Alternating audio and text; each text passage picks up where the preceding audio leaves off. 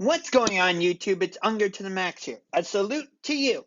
So, there are big matchups all the time in sports. And this weekend is no different. Tonight, you have the Heat playing the Pelicans, which is a pretty big matchup. But then you have the main event of the evening. You have Giannis and the Milwaukee Bucks, the number one seed in the Eastern Conference, traveling to Staples Center, not to play Kawhi, Paul George, and the Clippers, although they'll be mentioned in a little bit, but instead, Giannis, Chris Middleton, Dante DiVincenzo, Eric Bledsoe, Brooke Lopez, Pat Connaughton are invading Staples Center to take on LeBron James, Anthony Davis, Kyle Kuzma, Kentavious Caldwell-Pope, and the Los Angeles Lakers. But then, on Sunday, it will be the Battle of LA. Round 3. As the Lakers go on the road to take on the Clippers. So, which matchup am I more excited about? Definitely Lakers-Clippers. Because my favorite team in the Western Conference, by far and away, is the Clippers. Or are the Clippers, whatever. I have always been a huge Clippers fan. I don't know why, but always have been a huge Clippers fan. Excuse me. So it's a bit of a prove it week for LeBron, honestly. It really not week. Let me say that again. It's a bit of a prove it weekend for LeBron. It really is. Because tonight he's going against Giannis. And then on Sunday, he's going against Kawhi. So, it's time. This is the weekend where LeBron proves if he really is MVP caliber material. Now, LeBron has always been connected to Michael Jordan, and rightfully so. They're two of the greatest players of all time. And I've heard some people say, oh, LeBron's better than Michael Jordan, and I've heard some people say Michael Jordan's better than LeBron. I would argue, even though LeBron brought us a championship, and I love that LeBron brought us a championship. I mean, I've been a diehard Cavaliers fan my whole life, and even though we suck now, I still want to go to Cavaliers games all the time. Although I haven't been to nearly as many Cavaliers games as I have Monsters games. In fact, I'm going to a Monsters game tonight against the Laval Rocket. They are affiliated with the Montreal Canadiens. And the first 10,000 fans receive an Oliver Bjorkstrand bobblehead commemorating when he scored the game-winning goal in the 2016 Calder Cup Finals Game 4 against the Hershey Bears to bring Cleveland its second championship in 2016. Because I still say that the Cavaliers did not bring the first championship to Cleveland in 2016.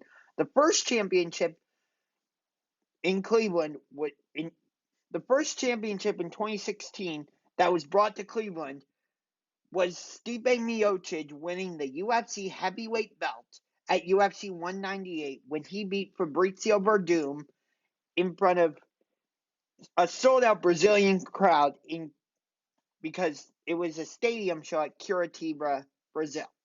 Anyway, so where was I going with this? Oh yeah. So back to my original point. People say LeBron is better than Mike, and other people say Michael is better than LeBron. I would side with that because not because of Michael Jordan's record in the finals or because of how many rings Michael Jordan has or none of that. Part of my argument for that is actually that essentially Michael Jordan only played for one team during his career.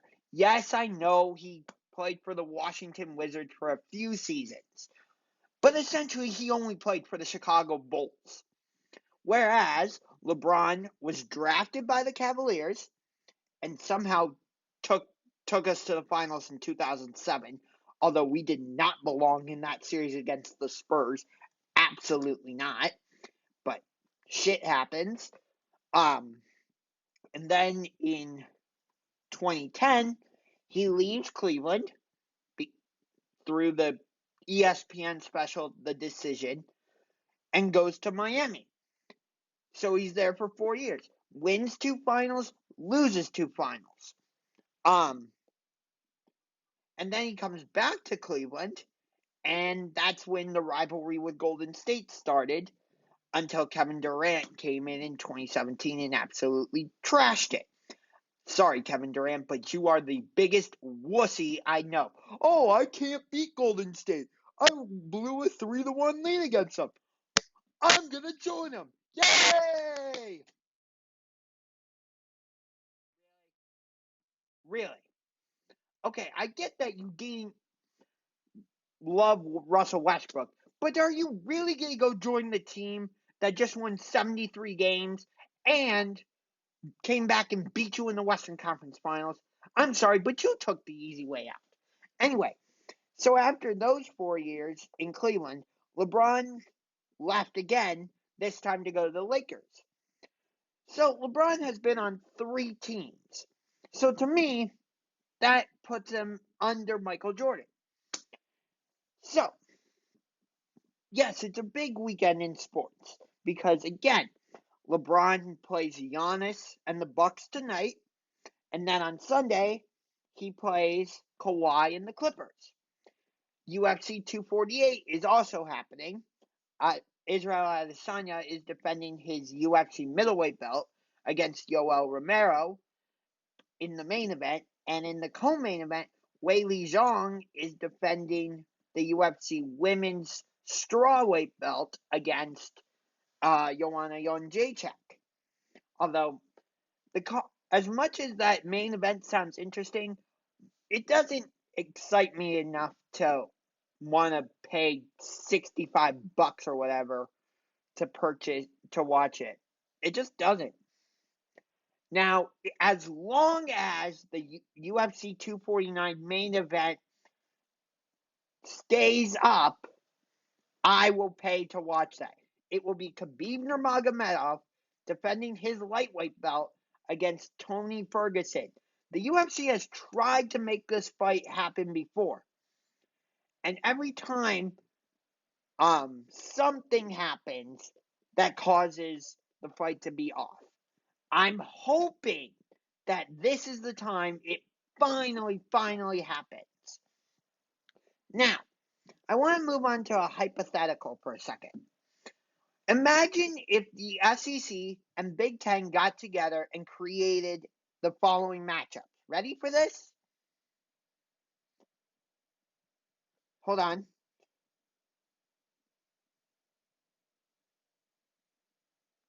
Imagine if the Big Ten and SEC got together and created these matchups. LSU against Penn State, Georgia, Wisconsin, Auburn, Iowa, Florida, Michigan, Texas A&M, Minnesota, and the big one, Alabama and Ohio State. I really wish that the SEC and Big Ten would get together and make these matchups. Think about how much fun it would be if Alabama played Ohio State at Ohio Stadium, or if they played each other at Bryant-Denny Stadium, or if Penn State played LSU at Beaver Stadium or Tiger Stadium. It would be a great thing for college football if this were to happen. I'm pretty sure Ohio State and Oregon are starting a home-and-home series this season at Autzen Stadium in Eugene. What I like about this is that they're not doing it at a neutral site field, like in Dallas, Texas, at Cowboy Stadium. Although that stadium's in Arlington, not Dallas. Whatever. But I personally feel like neutral site stadiums stink. So Ohio State and Oregon will be playing each other at Oregon. And next season, like I said, I think they're playing at Ohio State. Think about this. Two big-time programs playing against each other in their home stadiums. That sounds like so much fun to me. Why do you have to create these great big-time matchups and put them in a neutral site? Why? I mean, I get it.